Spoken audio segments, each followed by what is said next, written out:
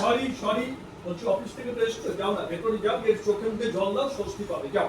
দেখুন মিস্টার মিত্তির, এই আপনি থাকতে না আমি কোনোদিনও স্বস্তি পাবো না, বুঝলেন? কোনোদিনও তা যা বলেছো, এই জানো কবে কবে স্বস্তি আমি নিতে পারি। ধরো আমি হঠাৎ করে হারিয়ে গেলাম, কিংবা ধরো তোমার জীবন থেকে অন্তর্ধান হয়ে গেলাম, ব্যাস।